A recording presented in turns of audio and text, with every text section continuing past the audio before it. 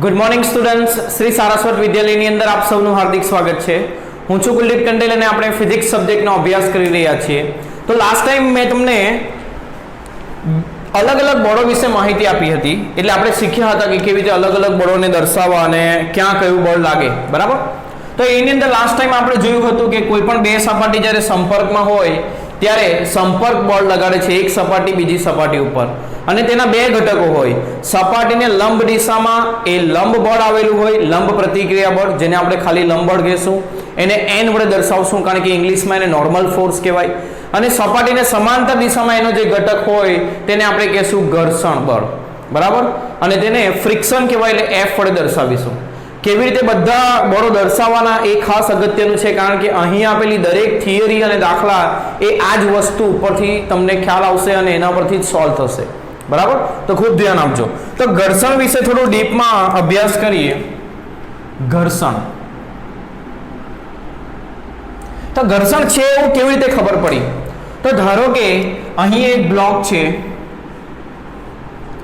એના ઉપર તમે એક નાનકડું બળ લગાવો છો અને એ બળથી એ બ્લોક ખસતો નથી. આ પેન છે, અહીં હું એને બળ લગાવું પણ પેન ખસતી નથી. એનો મતલબ શું થયો? આપણે તો એવું જોયું કે કોઈ પણ વસ્તુ પર બળ લગાવો તો એમાં આટલો પ્રવેગ ઉદ્ભવે. એટલે ભલે બળ નાનું હોય એમાં નાનો પ્રવેગ ઉદ્ભવવો જોઈએ. પ્રવેગ ઉદ્ભવવો જોઈએ એટલે વેગ બદલાવો જોઈએ. એટલે આ સ્થિર હતો તો ગતિમાં આવવો જોઈએ, પણ આવતો નથી. એનો મતલબ શું થયો કે તમે જે દિશામાં બળ લગાવો છો તેની વિરુદ્ધ દિશામાં સપાટીને સમાંતર એક બળ લાગે છે, જેને આપણે શું કહીએ? ઘર્ષણ બળ. આ જ્યાં સપાટી છે ત્યાં લાગશે અને કઈ દિશામાં? તમારા બળની વિરુદ્ધ દિશામાં એક બળ લાગશે, તેને આપણે શું કહેશું? ઘર્ષણ બળ, બરાબર. તો આ જે ઘર્ષણ બળ છે તે તમારા બાહ્ય બળનો વિરોધ કરે છે, અને એને તમે ત્રણ પ્રકારમાં વહેંચી શકો. પ્રકાર નંબર 1 સ્થિત ઘર્ષણ, પ્રકાર નંબર 2 ગતિક ઘર્ષણ, અને નંબર 3 રોલિંગ ઘર્ષણ. હવે બધા ઘર્ષણ બળોને કેવી રીતે ગણવા, ક્યારે કયું ઘર્ષણ બળ લેવાનું એ થોડું સમજીએ, બરાબર. તો પહેલું જોઈએ સ્થિત ઘર્ષણ. પહેલું કયું? સ્થિત ઘર્ષણ. હવે મેં તમને સમજાવ્યું એ પ્રમાણે અહીં એક બ્લોક છે જે કેવો છે? સ્થિર છે. જે કેવો છે? સ્થિર. એટલે એનો વેગ શું છે? 0.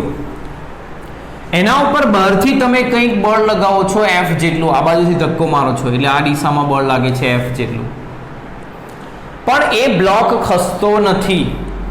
તો એનો મતલબ શું થાય?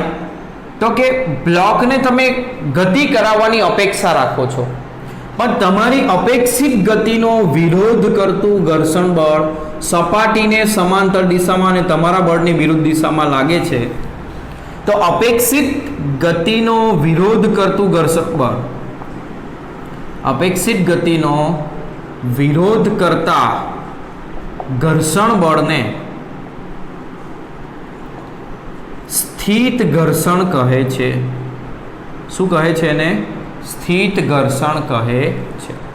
એટલે તમે એને ગતિ કરાવવા માંગો છો, તમારી અપેક્ષા છે કે આ ગતિ કરે, તો એ જે અપેક્ષિત ગતિ છે તેનો વિરોધ કરે, એને ગતિ કરવા ન દે, તે જે ઘર્ષણ બળ છે તેને શું કહેવાય?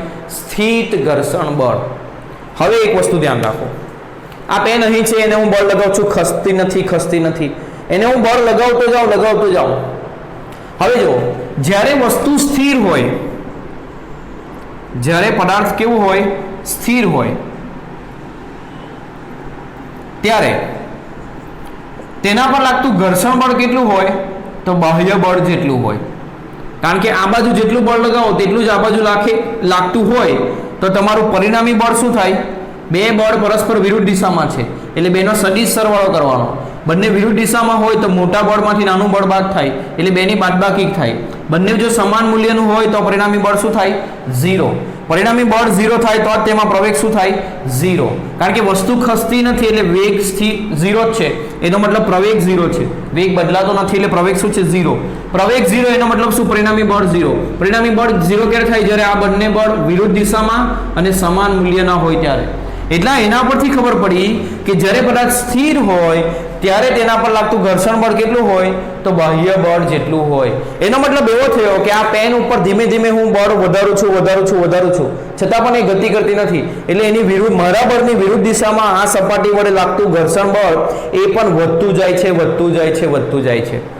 ઇંગ્લિશમાં એને સ્ટેટિક કહેવાય, એટલે FS વડે દર્શાવાય છે, સ્ટેટિક ફ્રિક્શન. બરાબર, તો વધતું જાય છે અને એક સમય એવો આવશે કે મારું બળ એટલું વધી ગયું કે હવે એ ગતિ કરવા લાગ્યું, એનો મતલબ મારું બળ જેમ જેમ વધતું ગયું તેમ તેમ સ્થિત ઘર્ષણ વધતું ગયું અને એક મહત્તમ મૂલ્ય પછી પદાર્થ ગતિમાં આવી ગયો. ફરીથી સમજાવું, હું આ પેન ઉપર બળ લગાવું છું, પેન ખસતી નથી, કેમ? મારા બળની વિરુદ્ધ દિશામાં ઘર્ષણ બળ લાગે છે, હું જેમ બળ વધારું તેમ ઘર્ષણ બળ પણ વધતું જાય છે.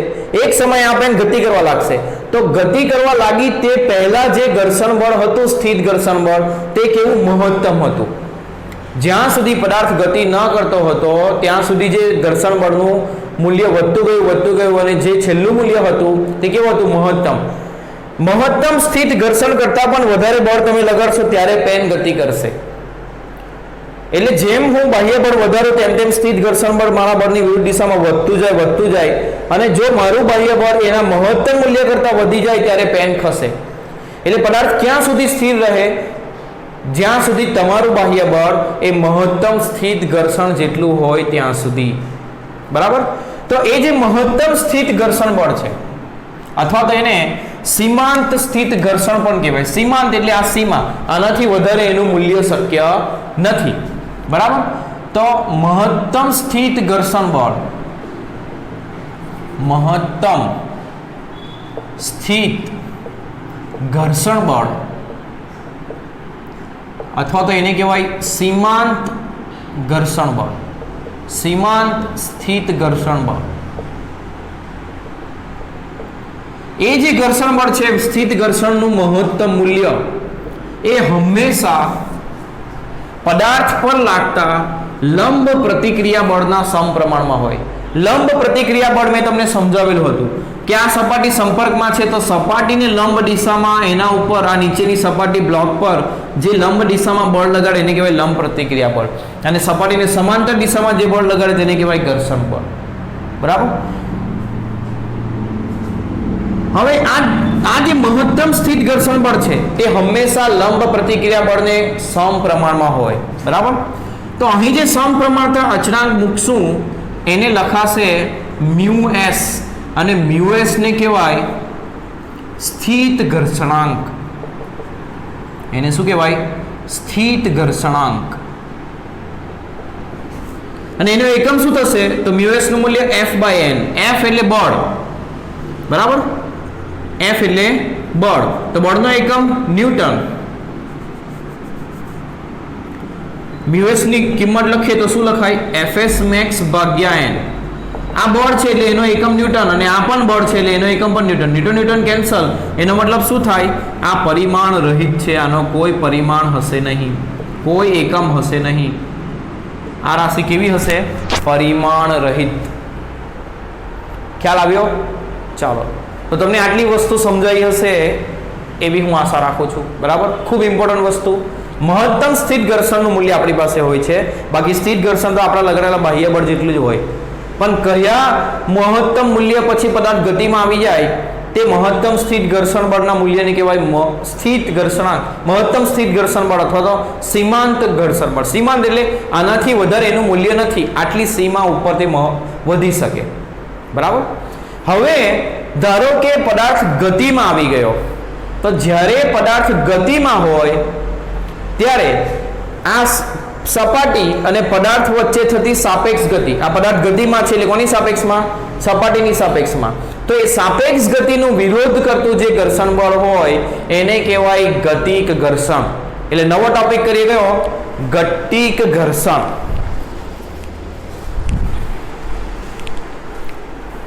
નવો ટોપિક છે ગતિક ઘર્ષણ.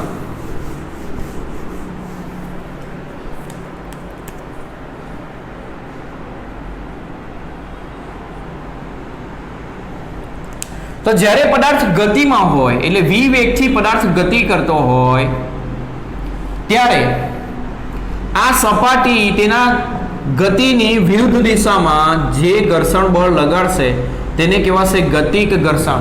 એને ઇંગ્લિશમાં કાઇનેટિક ફ્રિક્શન કહેવાય, એટલે કે લખ્યું છે એફ કે. ઘર્ષણ એટલે ફ્રિક્શન એટલે એફ અને કાઇનેટિક એટલે કે. બરાબર. તો ગતિક ઘર્ષણ આ દિશામાં હશે એટલે પદાર્થની સાપેક્ષ ગતિનો વિરોધ કરતા ઘર્ષણ બળને ગતિક ઘર્ષણ કહે છે. એને શું કહે છે? ગતિક ઘર્ષણ. અને એ જે ગતિક ઘર્ષણ બળ છે એ પણ લંબ પ્રતિક્રિયા બળના સમપ્રમાણમાં હોય. એટલે અહીં સમપ્રમાણતા અચળાંક મૂકીએ તો તેને કહેવાશે મ્યુ કે. મ્યુ કે ને કહેવાય ગતિક ઘર્ષણાંક. મ્યુ કે ને શું કહેવાય? ગતિક ઘર્ષણાંક. અને એ પણ ઘર્ષણાંક છે એટલે એ પણ કેવો આવશે? પરિમાણ રહિત. એનું પણ કોઈ એકમ હશે નહીં. ખ્યાલ આવ્યો? હવે યાદ રાખજો કે ગતિક ઘર્ષણાંકનું મૂલ્ય એ હંમેશા, નોંધ ખાસ, ગતિક ઘર્ષણાંક એ હંમેશા સ્થિત ઘર્ષણાંક કરતા ઓછો હોય છે. ગતિક ઘર્ષણાંક હંમેશા સ્થિત ઘર્ષણાંક કરતા કેવો હોય છે? ઓછો હોય છે. આ ખાસ યાદ રાખજો. શોર્ટ ક્વેશ્ચનમાં અથવા એમસીક્યુમાં આવો સવાલ આવી શકે. ચાલો, એટલે પદાર્થ સ્થિર હોય ત્યારે એના પર લાગતા ઘર્ષણ બળને કહેવાય સ્થિત ઘર્ષણ. પદાર્થ ગતિમાં હોય ત્યારે સપાટી દ્વારા એના પર લાગતા ઘર્ષણ બળને કહેવાય ગતિક ઘર્ષણાંક. સ્થિત ઘર્ષણાંક અપેક્ષિત ગતિનો વિરોધ કરે, જ્યારે ગતિક ઘર્ષણાંક સાપેક્ષ ગતિનો વિરોધ કરે. એટલે જે ગતિ થતી છે તેનો વિરોધ કરે. બરાબર. સાપેક્ષ ગતિનો શું કરે? વિરોધ કરે. હવે ત્રીજું ઘર્ષણ બળ જોઈએ, જેને કહેવાય રોલિંગ ઘર્ષણ. એને માપવાનું નથી પણ એને ખાલી સમજવાનું છે. એને ખાલી સમજીએ. તો ત્રીજું જે ઘર્ષણ બળ છે એને કહેવાય રોલિંગ ઘર્ષણ.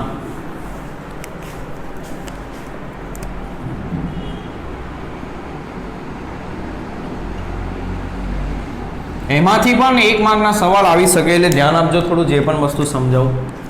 ધારો કે આ પદાર્થ ગબડે છે, સપાટી પર શું થાય છે? ગબડે છે. તો જ્યારે તે ગબડતો હોય ત્યારે આ બે સપાટીઓ આ જે પદાર્થ છે એનો આ બિંદુ સંપર્કમાં હોય. બરાબર.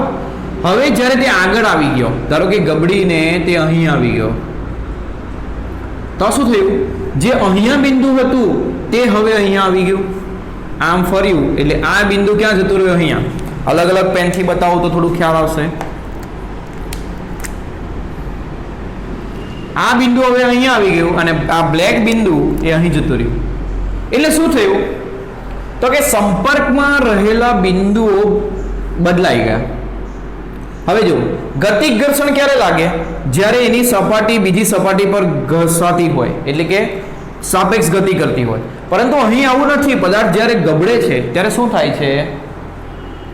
તો જે સપાટી સંપર્કમાં હતી, આ સપાટી સંપર્કમાં હતી, તે હવે અહીંથી ખસી ગઈ અને બીજી સપાટી આવી ગઈ. આ સપાટી આના સંપર્કમાં આવી ગઈ. એટલે સંપર્કમાં રહેલી સપાટી બદલાતી જાય છે. એટલે એને ગતિક ઘર્ષણમાં લઈ શકાય નહીં. અને પદાર્થ ગતિ પણ કરે છે એટલે એને સ્થિત ઘર્ષણમાં પણ ન લઈ શકાય. બરાબર. તો આવા સમયે તમે જોશો કોઈ પદાર્થને તમારે ગબડાવવાનો હોય તો બળ તો લગાવવું જ પડે. એનો મતલબ કંઈક ને કંઈક ઘર્ષણ બળ હશે અને તે જે ઘર્ષણ બળ છે જ્યારે પદાર્થ ગબડે છે, રોલ કરે છે, ત્યારે લાગતા ઘર્ષણ બળને શું કહેવાય? રોલિંગ ઘર્ષણ. એટલે જ્યારે આ બે સપાટીઓ સંપર્કમાં હોય ત્યારે બે વચ્ચે કંઈક વિરુ પણ ઉદ્ભવે. બરાબર. અને બે સપાટીઓ વચ્ચે લાગતા ઘર્ષણ બળને શું કહેવાય? રોલિંગ ઘર્ષણ. બરાબર. હવે એક વસ્તુ ખાસ ધ્યાનમાં રાખજો કે રોલિંગ ઘર્ષણ એમાં સંપર્કમાં રહેલી સપાટી ખૂબ ટૂંકા સમયમાં સંપર્કમાં હોય, એટલે આ પદાર્થ આમ ગબડે છે તો આજે અહીંયા આ બિંદુ સંપર્કમાં છે તે ખૂબ નાના સમયમાં આગળ જશે એટલે બીજું સંપર્કમાં આવી જશે, બીજું સંપર્કમાં આવશે, એક પછી એક સંપર્કમાં આવતી સપાટી બદલાતી જશે. એટલે રોલિંગ ઘર્ષણનું મૂલ્ય તેના કારણે ગતિક ઘર્ષણ અને સ્થિત ઘર્ષણ કરતા ઘણું નાનું હોય છે. આમ જોવા જાઓ તો તે 10⁻2 અથવા તો 10⁻3 ઘાત ગણું નાનું હોય. 10⁻2 ઘાત એટલે 100 ગણું અથવા તો 1000 ગણું નાનું હોય છે. આટલું નાનું મૂલ્ય હોય છે કોનું? રોલિંગ ઘર્ષણનું. એટલા માટે જ પૈંડાની શોધ થઈ. કારણ કે જો પૈંડું હોય તો જે બે સપાટીઓ વચ્ચે ઘર્ષણ બળ લાગે, વસ્તુને આગળ લઈ જવા માટે આપણે ઘસડીને લઈ જઈએ એના કરતાં કોઈ પૈંડા પર લઈ જઈએ એટલે ગબડાવીને લઈ જઈએ તો ઓછું બળ લગાડવું પડે. કારણ કે આપણા બળની વિરુદ્ધ દિશામાં લાગતું ઘર્ષણ બળ કેવું હશે? ખૂબ નાનું. આના ઉપરથી પૈંડાની શોધ થઈ હતી. હવે ઘર્ષણ બળ લાગે ત્યારે શું થાય? તો ઘર્ષણ બળના કારણે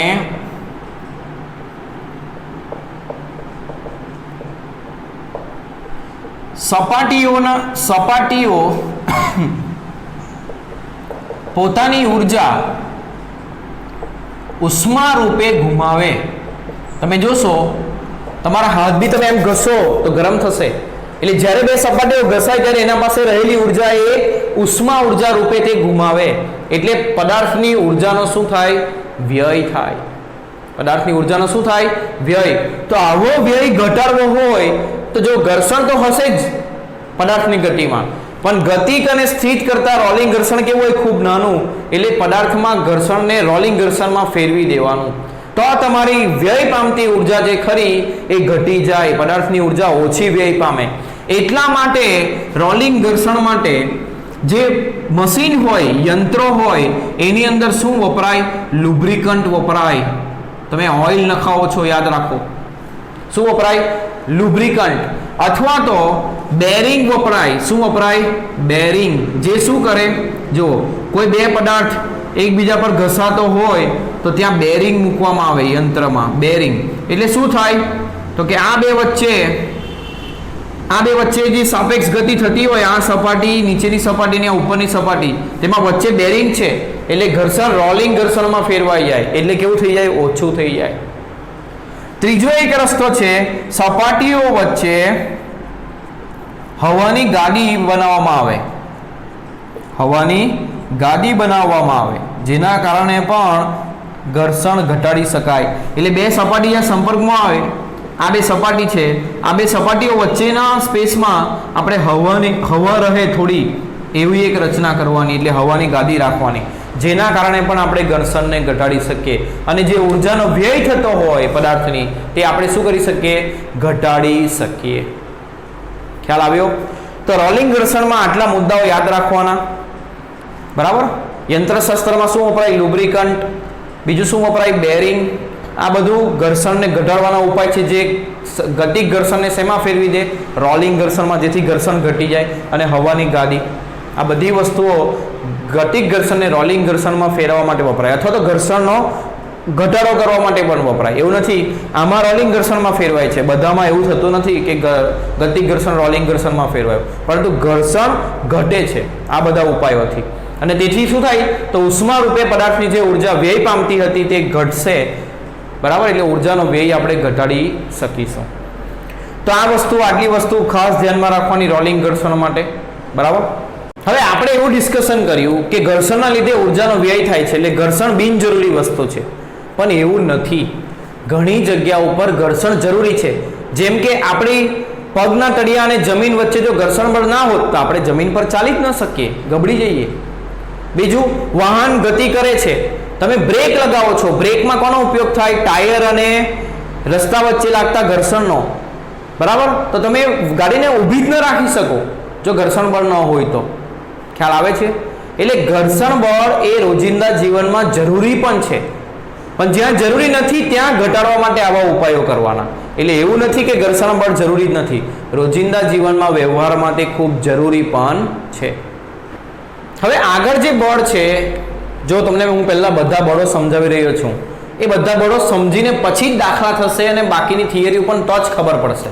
અમુક બળો એવા હશે કે બુકમાં સમજાવ્યા ન હશે પણ હું સમજાવીશ, જરૂરી હશે, દાખલાઓમાં કામ લાગશે એવા ટોપિક. આ જોઈએ ને આ ચેપ્ટર, તો એકચ્યુઅલી ખરેખર આ ચેપ્ટર બહુ મોટું છે, પરંતુ બુકની અંદર આટલો જ ભાગ આપેલો છે એવું તમે કહો તો ચાલે. આટલા મોટા ચેપ્ટરમાંથી આટલો જ ભાગ આપેલો છે, પણ હું તમને દરેક વસ્તુ સમજાવીશ, બરાબર? તો જ તમને ઇઝીલી દાખલાઓ ગણતા આવડી જશે. અને આના દાખલાઓ ગણતા આવડી ગયા ને તો કોઈ પણ હાઈ લેવલનો દાખલો પણ તમે સોલ્વ કરી લેશો, એટલા ઇઝી હશે દાખલા. એટલે થોડું ધ્યાન આપો. આગળનું એક બળ છે જેને કહેવાય આભાસી બળ. એને કયું બળ કહેવાય? આભાસી. આભાસી એટલે લાગતું નહીં હશે પણ ભાસ થશે કે લાગ્યું. ક્યાં હશે તે જુઓ. તમે બસમાં જાઓ છો, બેઠા છો, બસ ધીમે ધીમે જાય છે, બરાબર?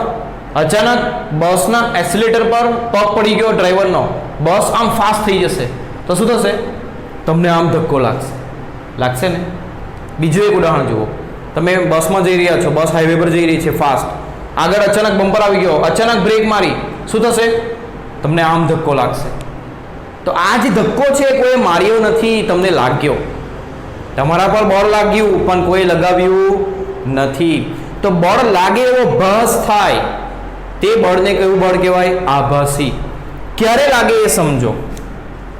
તો જો નિર્દેશ ફ્રેમ પ્રવેગી ગતિ કરે,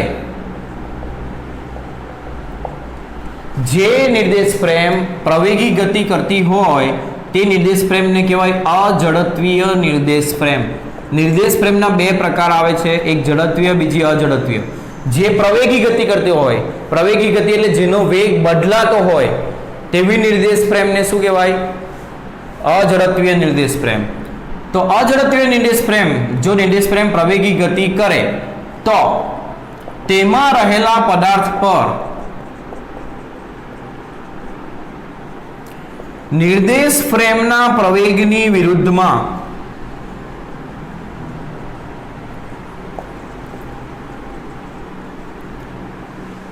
વિરુદ્ધ દિશામાં, પ્રવેગની વિરુદ્ધ દિશામાં આભાસી બળ લાગે છે. એટલે શું થયું તે સમજાવું તમને. આ બસ છે, બસ v વેગથી ગતિ કરે, તમે અહીં બેઠા છો, બસનો વેગ અચાનક વધી જાય, વેગ વધે એટલે આ દિશામાં જ વેગ હશે, વેગ વધ્યું એટલે કઈ દિશામાં બળ લગાવ્યું? જે દિશામાં જતું હતું એ જ દિશામાં બળ લગાવ્યું. પ્રવેગ કઈ દિશામાં હોય? તો બળની દિશામાં, એટલે આ દિશામાં બસમાં પ્રવેગ ઉદ્ભવ્યો, તો તમને ધક્કો ક્યાં વાગશે? પાછળ. એટલે બસમાં ઉદ્ભવતા પ્રવેગની વિરુદ્ધ દિશામાં તમે જ્યાં છો તેને શું કહેવાય? નિર્દેશ ફ્રેમ. મેં તમને સમજાવેલું હતું, પદાર્થ જ્યાં છે જે સ્થાન ઉપર, તે સ્થાન અથવા વસ્તુને શું કહેવાય? નિર્દેશ ફ્રેમ. તો તમારા માટે બસ નિર્દેશ ફ્રેમ છે. તમારા માટે બસ શું છે? નિર્દેશ ફ્રેમ. તેમાં પ્રવેગ ઉદ્ભવ્યો, તેના પર અચાનક બળ લાગ્યું એટલે એનો વેગ બદલાયો, એટલે એમાં શું ઉદ્ભવ્યો? પ્રવેગ.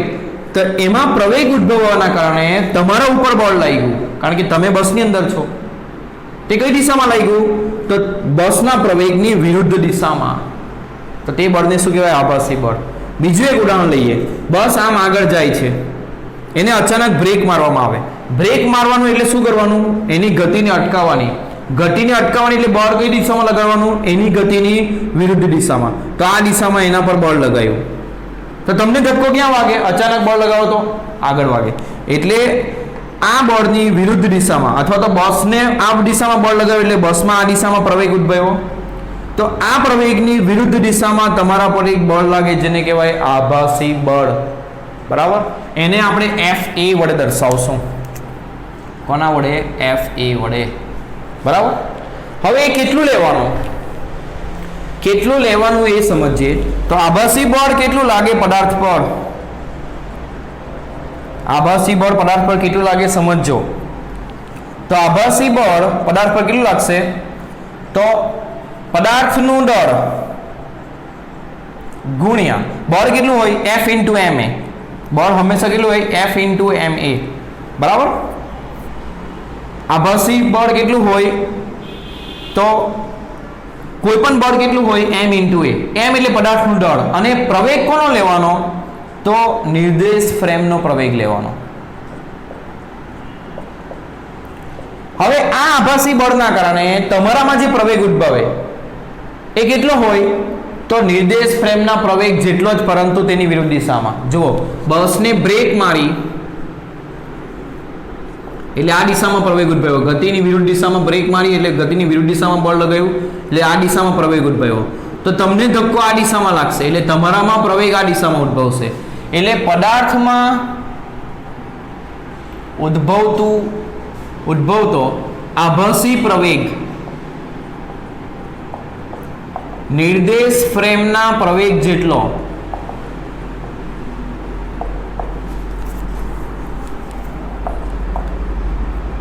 પરંતુ તેની વિરુદ્ધ દિશામાં હોય છે.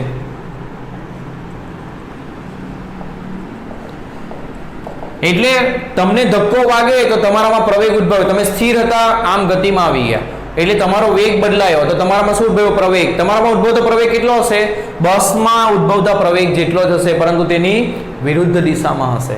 તો અહીં ખરેખર પદાર્થનું દળ અને પદાર્થનો જ પ્રવેગ લેવાનો હોય, પણ પદાર્થનો પ્રવેગ કોના જેટલો હોય નિર્દેશ ફ્રેમના પ્રવેગ જેટલો જ હોય એટલે આપણે નિર્દેશ ફ્રેમનો પ્રવેગ લીધો છે. તો આભાસી બળનું આ સૂત્ર થશે, યાદ રાખજો. આભાસી બળ કોના પર લાગે તો જે નિર્દેશ ફ્રેમ પ્રવેગી ગતિ કરતી હોય તેમાં રહેલા પદાર્થો ઉપર લાગે, યાદ રાખજો. એટલે આવું આપેલું હોય, ધારો કે આ નીચેનો બ્લોક એ પ્રવેગથી આ બાજુ ગતિ કરે તો ઉપર રહેલા બ્લોક પર એની ગતિની વિરુદ્ધ દિશામાં પ્રવેગ ઉદ્ભવશે, એને આભાસી પ્રવેગ કહેવાય. અને તેના કારણે જે બળ લાગે તેને કહેવાય આભાસી બળ, જે આના પ્રવેગની વિરુદ્ધ દિશામાં હશે. કારણ કે આ બ્લોક ઉપર આ બ્લોક છે એટલે આ બ્લોક ઉપર છે, તો આ બ્લોક માટે આ નીચેનો બ્લોક શું કહેવાય નિર્દેશ ફ્રેમ, જે પ્રવેગી ગતિ કરે છે. પ્રવેગી ગતિ કરે એટલે જેનો વેગ બદલાય છે. તો યાદ રાખજો, આ વસ્તુ ખૂબ જ અગત્યની છે, ક્યાં લેવાનું તમને સમજાવવું જોઈએ. આના ઉપરથી એક નવું બળ સમજીએ, કેન્દ્ર ત્યાગી બળ. કેન્દ્રગામી બળ આપણે સમજી ગયા હતા, યાદ કરો. કેન્દ્રગામી બળ, વર્તુળને કોઈ પણ વસ્તુને વર્તુળાકાર ગતિ કરાવવા માટે કેન્દ્ર તરફ એક બળ લગાડવું પડે. કોઈને મારે આમ ફેરવવો હોય તો શું કરવું પડે, આમ ખેંચી રાખવું પડે. એટલે કેન્દ્ર તરફ મારે એક બળ લગાડવું પડે, તેને કહેવાય કેન્દ્રગામી બળ. પરંતુ આ કેન્દ્ર ત્યાગી બળ શું છે એ સમજો. ધારો કે આ એક બ્લોક છે જે અહીં મૂકેલી રિંગ ઉપર, આ એક રિંગ મૂકેલી છે વર્તુળાકાર ઉપર, તેના પર આમ વર્તુળાકારે ફરી રહ્યું છે, બરાબર. તો કોઈ પણ વસ્તુ વર્તુળાકાર ગતિ કરે એટલે તેનો પ્રવેગ કેન્દ્ર તરફ હોય, જેને કહેવાય કેન્દ્રગામી પ્રવેગ. હવે ધારો કે તમે અહીંયા ઊભા હોય તો શું થાય, જો આ આમ ગતિ કરે તો તમને ધક્કો બહાર તરફ લાગે. અથવા તો તમે વિચારો, કોઈ વ્યક્તિને હું આમ પકડીને ફેરવું છું એટલે હું કેન્દ્ર તરફ એક બળ લગાવું છું કેન્દ્રગામી. ધારો કે અચાનક છોડી દઉં તો શું થાય, એ વ્યક્તિ ક્યાં આવશે, અંદર આવશે કે બહાર જશે, બહાર ફેંકાઈ જશે. એટલે એના ઉપર વર્તુળના કેન્દ્રની બહાર તરફ એક બળ લાગતું હશે, તેને કહેવાય કેન્દ્ર ત્યાગી બળ. એટલે કોઈ વસ્તુ વર્તુળાકાર ગતિ કરતું હોય તો કેન્દ્રની વિરુદ્ધ દિશામાં તેના ઉપર એક બળ લાગતું હોય, તેને કહેવાય કેન્દ્ર ત્યાગી બળ. કેન્દ્રગામીને કહેવાય સેન્ટ્રીપેટલ અને ત્યાગીને કહેવાય સેન્ટ્રીફ્યુગલ. એટલે CF વડે લખું છું, સેન્ટ્રીફ્યુગલ બળ, સેન્ટ્રીફ્યુગલ ફોર્સ, એટલે CF લખ્યું છે. તે કઈ દિશામાં હોય તો વર્તુળાકાર ગતિ કરતા પદાર્થની વર્તુળના કેન્દ્રની વિરુદ્ધ દિશામાં હોય. હવે જુઓ એ કેટલું હશે તે લખીએ. તો જુઓ, આ એક પ્રકારનું આભાસી બળ છે. આ એક પ્રકારનું કેવું બળ છે, આભાસી. કેવી રીતે તો જુઓ, આ વસ્તુ વર્તુળાકાર ગતિ કરે છે, આ જે બ્લોક છે તે વર્તુળાકાર ગતિ કરે એટલે તેમાં પ્રવેગ કેન્દ્રગામી હોય, બરાબર. હવે આ પદાર્થ વર્તુળાકાર ગતિ કરે એટલે એમાં પ્રવેગ છે કેન્દ્રગામી, એટલે આ પ્રવેગી ગતિ કરતું છે. તેના ઉપર તમે ઊભા છો એટલે તમારી જે નિર્દેશ ફ્રેમ છે તે પ્રવેગી ગતિ કરે છે, તો તમારા પર કયું બળ લાગશે, આભાસી બળ. કઈ દિશામાં, નિર્દેશ ફ્રેમના પ્રવેગની વિરુદ્ધ દિશામાં. તે કેટલું હશે, તમારું દળ અને નિર્દેશ ફ્રેમના પ્રવેગ જેટલું હશે. તો નિર્દેશ પ્રેમનો પ્રવેગ કેટલો? કેન્દ્રગામી, એટલે કેન્દ્રગામી પ્રવેગ લેવાનો. એનો મતલબ એવો થયો કે તમારા પર બહાર તરફની દિશામાં જે આભાસી બળ લાગે તે જ શું છે? કેન્દ્ર ત્યાગી બળ છે. ખ્યાલ આવ્યો? એટલે કોઈ વસ્તુ વર્તુળાકાર ગતિ કરતી હોય તો હંમેશા તેના ઉપર એક આભાસી બળ લાગતું હોય જે તેને બહાર તરફ ફેંકે, તેને કહેવાય કેન્દ્ર ત્યાગી બળ. અને તે બહાર ન જાય તેના માટે તમારે કેન્દ્ર તરફ એક બળ લગાડવું પડે, તેને કહેવાય કેન્દ્રગામી. આ કેન્દ્રગામી જે તમારે લગાડવું પડે, લાગતું ન હોય પણ એના પર લાગતું બળ કયું હોય? કેન્દ્ર ત્યાગી.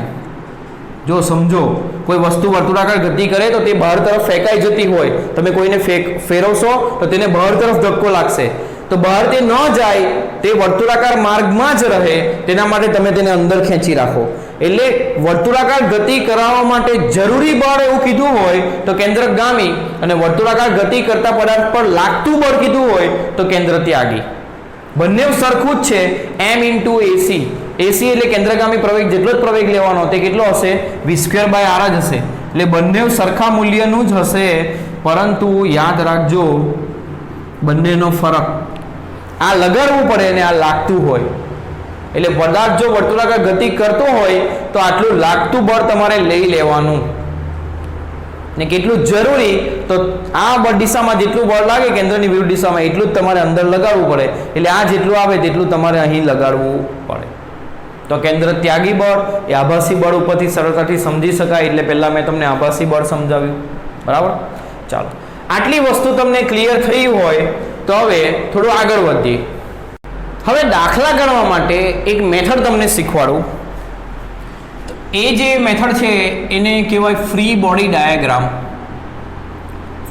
ફ્રી બોડી ડાયાગ્રામ એટલે પદાર્થ પર લાગતા બળો તમને દોરતા આવડવું જોઈએ. એ ફ્રી બોડી ડાયાગ્રામ એટલે શું? કોઈ પણ પદાર્થ હોય, બરાબર, તો તેને એક બિંદુ તરીકે લેવાનું, એક કણ તરીકે, મોટા પદાર્થને પણ એક કણ તરીકે લેવાનું, અને એ બિંદુમાંથી એના પર લાગતા બધા બળો તે બિંદુમાંથી જે તે દિશામાં લાગતો હોય તે દિશામાં દોરવાના. એને કહેવાય ફ્રી બોડી ડાયાગ્રામ. એટલે શું તે સમજાવું. ધારો કે આ એક બ્લોક અહીંયા છે પડેલો, બરાબર, જેના પર આપણે બહારથી F જેટલું બળ લગાવીએ છીએ, ને આ બ્લોક કેવો છે? સ્થિર છે. આ બ્લોક કેવો છે? સ્થિર છે. તો સ્થિર બ્લોક પર અલગ અલગ બળો લાગશે. બહારથી લાગતું બળ જ તમને આપેલું છે, પણ બાકીના બળો પણ હશે. તો તે બળો તમારે લખવાના રહેશે. કેવી રીતે લખવાનું? તો તમે ફ્રી બોડી ડાયાગ્રામ એનો દોરી શકો. આ બ્લોકને આપણે એક બિંદુ તરીકે દોરી દેવાનું. બરાબર? ચાલો, પહેલા તો આના પર કયા કયા બળ લાગે? તો કોઈ પણ પદાર્થ અહીંયા હોય એટલે તેને ગુરુત્વાકર્ષણ બળ પોતાની તરફ ખેંચતું હોય. એના પર લાગતું ગુરુત્વાકર્ષણ બળ એટલે એનું વજન બળ તમે કહી શકો. તે કેટલું આવે? m × g જેટલું. બરાબર?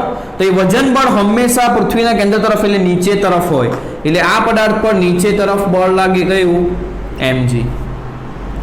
હવે આ પદાર્થની સપાટી સાથે કોઈ સપાટી સંપર્કમાં છે તો છે કઈ? આ સપાટી. તો આ સપાટીને લંબ રૂપે લંબ પ્રતિક્રિયા બળ લાગશે n. બધા બળ મેં તમને સમજાવ્યા છે, એના ઉપરથી જ કરાવું છું. ગુરુત્વાકર્ષણ બળ mg આપણે ઘણી વખત જોઈ ગયા. કોઈ પદાર્થ મુક્ત પતન કરતો હોય તો નીચેની દિશામાં mg બળ લાગતું હોય. બરાબર? હવે જુઓ, બાહ્ય બળ આ દિશામાં લાગે છે, પદાર્થ સ્થિર છે એટલે સ્થિત ઘર્ષણ બળ લાગતું હશે. કઈ દિશામાં? સપાટી ઉપર, બ્લોકની સપાટી ઉપર. આ બળની વિરુદ્ધ દિશામાં એટલે આ દિશામાં સ્થિત ઘર્ષણ બળ લાગતું હશે. તો આ બિંદુ પર લાગતા આ બધા બળો એક બિંદુ પર લાગતા દોરવાના. બાહ્ય બળ કઈ તરફ લાગે છે? જમણી તરફ. mg બળ નીચે તરફ, લંબ પ્રતિક્રિયા બળ ઉપર તરફ, અને સ્થિત ઘર્ષણ બળ ડાબી બાજુ. તો આ બધા બળો આ રીતે દોરવાનું, એને કહેવાય ફ્રી બોડી ડાયાગ્રામ. સિમ્પલ. થોડી પ્રેક્ટિસ કરીએ તો આપણે દોરતા આવડશે. ધારો કે આ બે સપાટીઓ છે, આ એક ગોળો છે m દળનો, આ બે સપાટીઓ છે, અહીં અટકેલો છે ગોળો. ચાલો આના પર લાગતા બળો લખીએ. તો આ ગોળા પર લાગતા બળો લખવાના છે. ચાલો તો એને બિંદુ તરીકે દોરી દઈએ. આ ગોળા પર પહેલું તો એનું વજન બળ હશે mg, તે હંમેશા નીચેની દિશામાં જ હોય, પદાર્થ ગમે ત્યાં હોય, કારણ કે ગુરુત્વાકર્ષણ બળ હંમેશા નીચે જ હોય. એની સાથે કોઈ સંપર્કમાં સપાટી છે તો છે એક આ સપાટી, જે એને લંબ દિશામાં લંબ પ્રતિક્રિયા બળ લગાડશે. એટલે આ અહીંયાની આ સપાટીને લંબ દિશામાં લાગતું લંબ પ્રતિક્રિયા બળ N1 આ રીતે લખી શકો.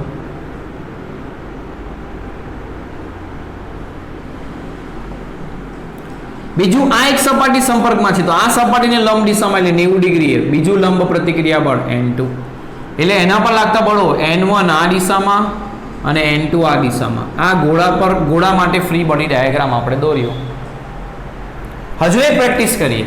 આ પ્રેક્ટિસ ખૂબ જરૂરી છે, તો તમને આવડશે દાખલા ગણતા ઇઝીલી.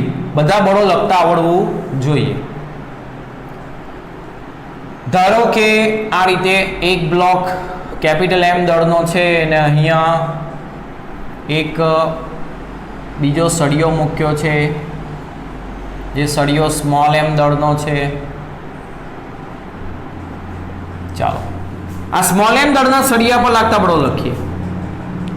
તો તેના પર લાગતું વજન બળ હંમેશા નીચે જ હોય.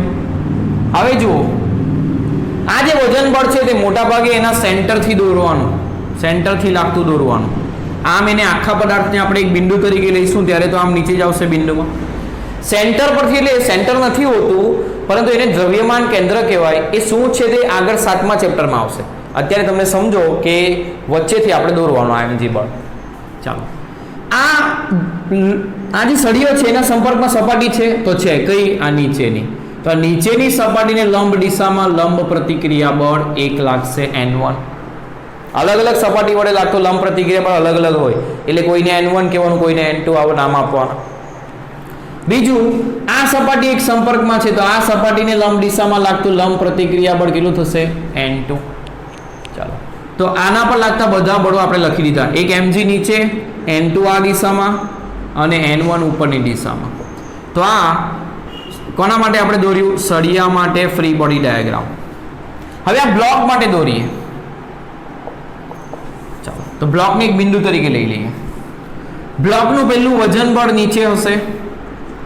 કોઈ સપાટી સંપર્કમાં છે તો છે આ નીચેની સપાટી, તે લંબ પ્રતિક્રિયા બળ લગાડશે એટલે સપાટીની લંબ દિશામાં લંબ પ્રતિક્રિયા બળ N3 લખી દઈએ.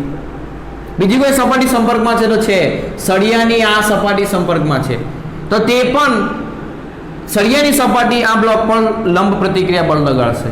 હવે ન્યૂટનના ગતિનો ત્રીજો નિયમ યાદ કરો. બ્લોકે સળિયા પર N2 બળ લગાડ્યું તો સળિયો બ્લોક પર એટલું જ બળ વિરુદ્ધ દિશામાં લગાડશે, N2 જેટલું જ. એટલે બ્લોક પર બીજું બળ લાગ્યું કેટલું? N2 કઈ દિશામાં? આ N2 ની વિરુદ્ધ દિશામાં. ખ્યાલ આવે છે? તો ચલો આ બ્લોક પર લાગતા બળ લખીએ તો કયું? એક વજન બળ mg, કેપિટલ mg નીચેની દિશામાં, N3 ઉપરની દિશામાં અને N2 આ દિશામાં. તો આ રીતે તમને ફ્રી બોડી ડાયાગ્રામ દોરતા આવડવું જોઈએ. કોઈ બળ ભૂલી નહીં જવાવું જોઈએ, નહીં તો દાખલો ખોટો થશે તમારો. આ એક ઇઝીએસ્ટ મેથડ છે દાખલા ગણવા માટેની, ફ્રી બોડી ડાયાગ્રામ દોરવાનું. હજુ એકાદ પ્રેક્ટિસ કરીએ. ધારો કે આ રીતે એક ગોળો છે,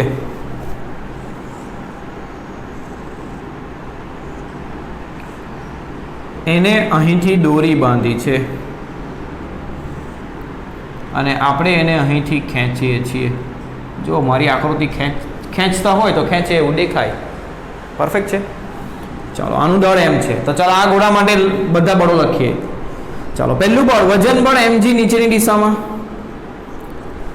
બીજું કયું બળ? તો આ સપાટી સંપર્કમાં છે તો આ સપાટીને લંબ દિશામાં લંબ પ્રતિક્રિયા બળ N1. આ સપાટી સંપર્કમાં છે તો આ સપાટીને લંબ દિશામાં લંબ પ્રતિક્રિયા બળ N2. બીજી કોઈ સપાટી સંપર્કમાં છે નથી. હવે આ બ્લોક ગોળા સાથે દોરી બાંધેલી છે તો દોરીમાં કયું બળ ઉદ્ભવે? જો દોરી પર બળ લગાડવામાં આવે તો તણાવ બળ. દોરી પર બાહ્ય બળ લગાડવામાં આવે તો તેમાં તણાવ બળ ઉદ્ભવે. તો છેડાની વિરુદ્ધ દિશામાં, છેડો અહીં છે તો એની વિરુદ્ધ દિશા એટલે આ દિશામાં તણાવ બળ T હશે. બરાબર? તો હવે જો આ ગોળા માટે લાગતા બળો લખીએ તો નીચેની દિશામાં mg, ઉપરની દિશામાં N1, આ દિશામાં N2 અને આ દિશામાં તણાવ બળ T. વ્યક્તિ પર લાગતું તણાવ બળ લખીએ તો છેડો અહીંયા છે તો છેડાની વિરુદ્ધ દિશામાં, એટલે છેડો અહીં પૂરો થઈ ગયો તો એની વિરુદ્ધ દિશા, એટલે આ દિશામાં તણાવ બળથી. એટલે વ્યક્તિ પર જ્યારે લાગતું તણાવ બળ લખશો ત્યારે તે તણાવ બળ આ દિશામાં લેવાનું રહેશે. એટલે જ્યાં દોરી હોય ત્યાં શું આવશે? તણાવ બળ. તો ચાલો આ ફ્રી બોડી ડાયાગ્રામ તમને દોરતા આવડી ગયું એવું હું સમજુ છું. ના આવડે તો એક વખત આ આકૃતિઓ દોરવાની અને મારી જેમ તમારે જોયા વગર પ્રેક્ટિસ કરવાની. તમારો જવાબ મારા જેવો આવવો જોઈએ. તો દાખલા ગણવા માટેનો આ સ્ટેપ નંબર 1. સ્ટેપ નંબર 2 શીખીએ. એ થિયરીને કહેવાય કણનું સંતુલન. એ થિયરીને શું કહેવાશે? કણનું સંતુલન.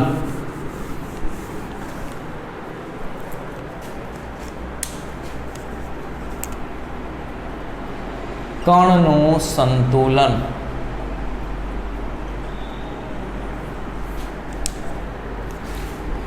તો કણનું સંતુલન એટલે શું? આને રેખીય સંતુલન પણ કહેવાશે. આગળ જઈને સંતુલનનો બીજો પ્રકાર આવશે જેને બીજું નામ આપેલું હશે, એટલે અહીં આપણે રેખીય સંતુલન કહીએ છીએ.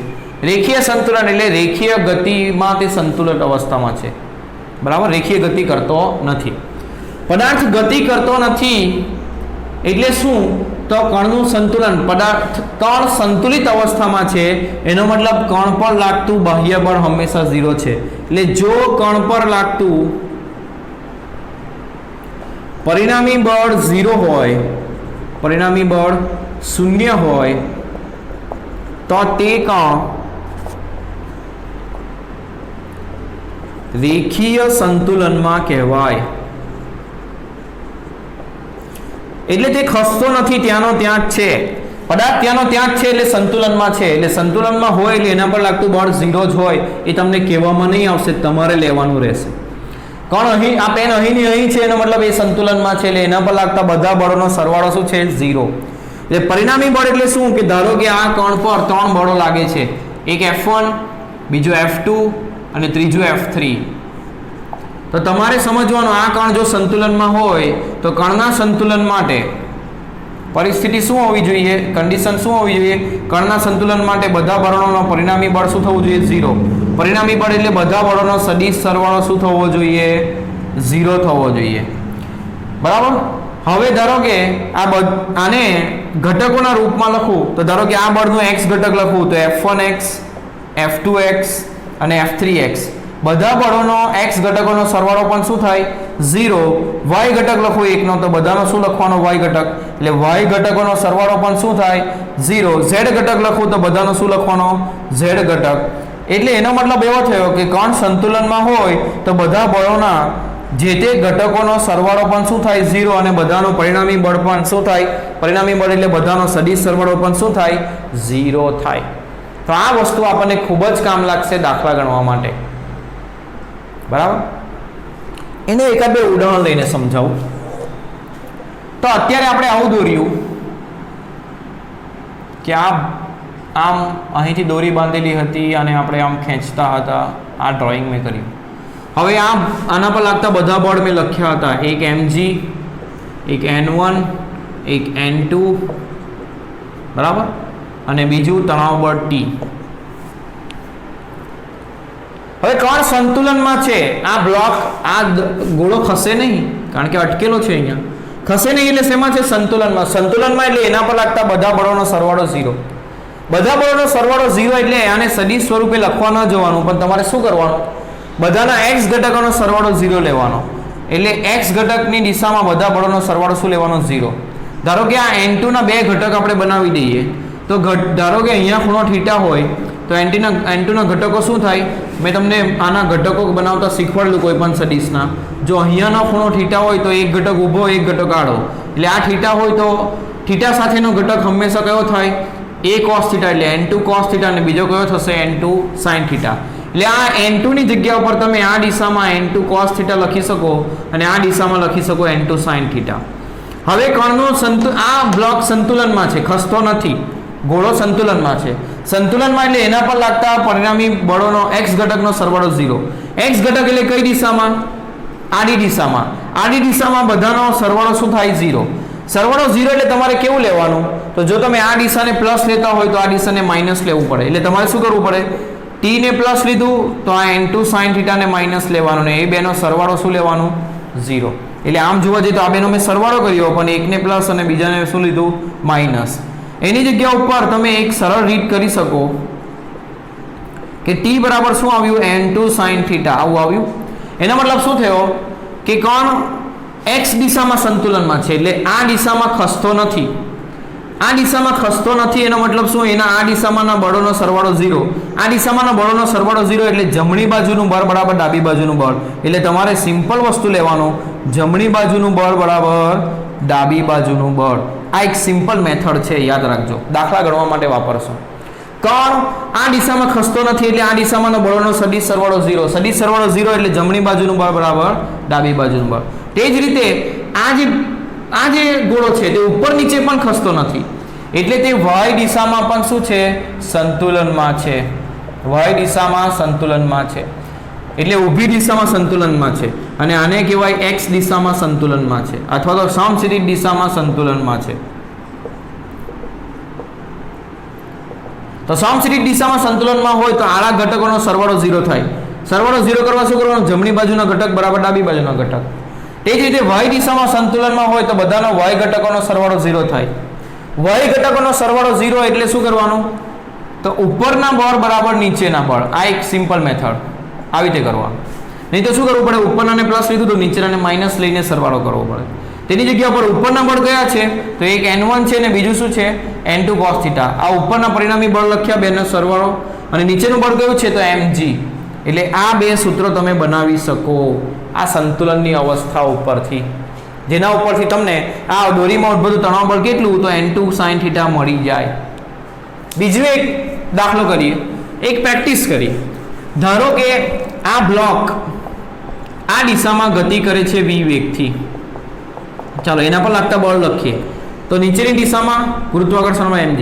આ સપાટી સંપર્કમાં છે એટલે લંબ પ્રતિક્રિયા બળ n લગાડશે બરાબર. અને આ દિશામાં કોઈ બળ f લાગે છે એટલે તે આ દિશામાં ગતિ કરે છે બરાબર. આ દિશામાં v વેગથી આ બ્લોક ગતિ કરે છે એવું આપણે લઈએ તો આ દિશામાં લાગતું બળ કયું f. જો આ દિશામાં f બળ લાગતું હોય તો સપાટી સંપર્કમાં છે એટલે સપાટીને સમાંતર દિશામાં ઘર્ષણ બળ લાગે જે ગતિની વિરુદ્ધ દિશામાં હોય અને ગતિ વખતે લાગતું ઘર્ષણ બળ કયું આવે ગતિક ઘર્ષણ બરાબર. ચાલો હવે જુઓ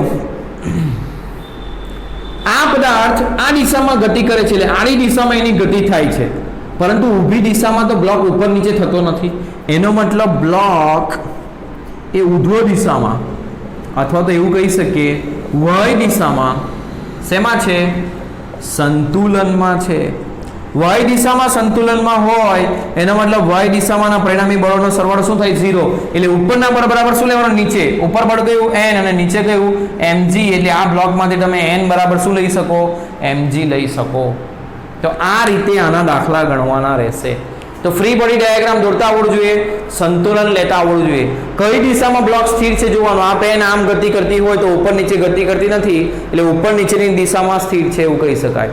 અથવા તો આ પેન જો આમ જતી હોય તો સમજવાનું આ દિશામાં ગતિ કરતી નથી આમ જતી હોય તો એટલે આ આડી દિશામાં સંતુલનમાં કહેવાય. તો આ સંતુલન લેતા આવડવું જોઈએ અને ફ્રી બોડી ડાયાગ્રામ દોરતા આવડવું જોઈએ. હવે ન્યૂટનના ગતિના બીજા નિયમનો ઉપયોગ કરીને આપણે દાખલા સોલ્વ કરીશું તો તે હું તમને હવે નેક્સ્ટ ટાઈમ શીખવાડીશ.